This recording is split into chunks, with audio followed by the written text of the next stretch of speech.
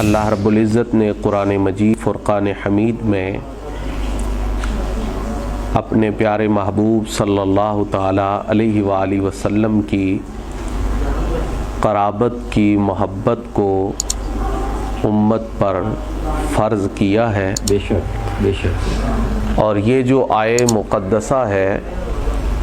قُلْ لَا أَسْأَلُكُمْ عَلَيْهِ أَجْرًا إِلَّا الْمَوَدَّةَ فِي الْقُرْبَى،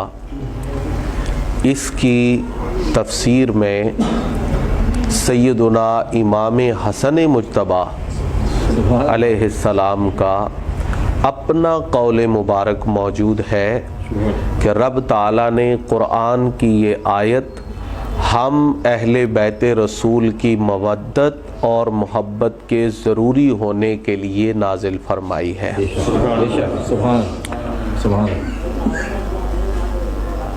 بخاری شریف کی عظیم الشان شرح عمدۃ القاری شرح بخاری کے اندر علامہ بدر الدین عینی رحمہ اللہ تعالی نے حضرت سیدنا امام علی مقام امام حسن مجتبیٰ اور سیدنا امام علی مقام امام حسین سید الشہداء رضی اللہ تعالی عنہما کے مناقب اور فضائل کے حوالے سے بنیادی طور پر ایک بات ذکر فرما دی ہے، اور وہ بات ذہن نشین ہو جائے تو ہم سمجھ سکتے ہیں کہ ان حضرات کی شانیں اور ان کی عظمتیں بیان کرنے کا حق ادا کرنا وہ ہمارے بس میں نہیں ہے۔ ہم جس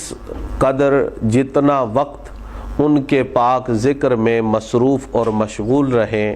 وہ ہمارے گناہوں کا کفارہ ہے، وہ ہمارے لیے نیکیوں میں اضافے کا ذریعہ ہے۔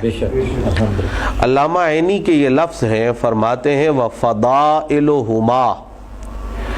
امام حسن پاک اور امام حسین پاک کے جو فضائل ہیں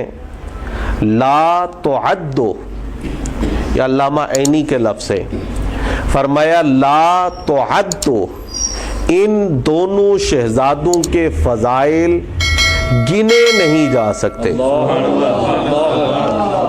وہ گنتی اور شمار کے دائرے سے ماورا ہیں۔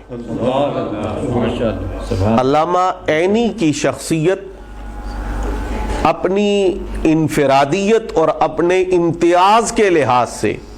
اہل علم میں بہت معروف اور مشہور ہے، اور ان کی خاص چیز یہ ہے کہ بعض لوگ حدیث میں ماہر ہیں، بعض لوگ فقہ میں مہارت رکھتے ہیں، بعض لوگ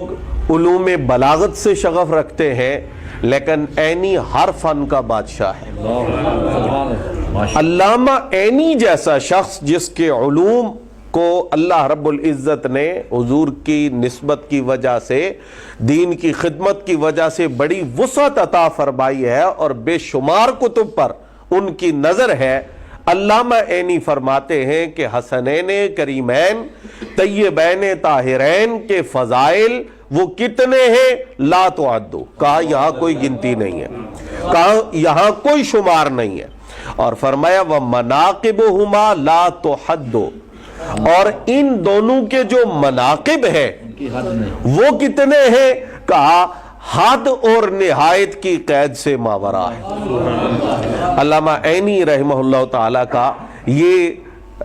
اظہار عقیدت ہے حضرات حسنین کریمین طیبین طاہرین سے۔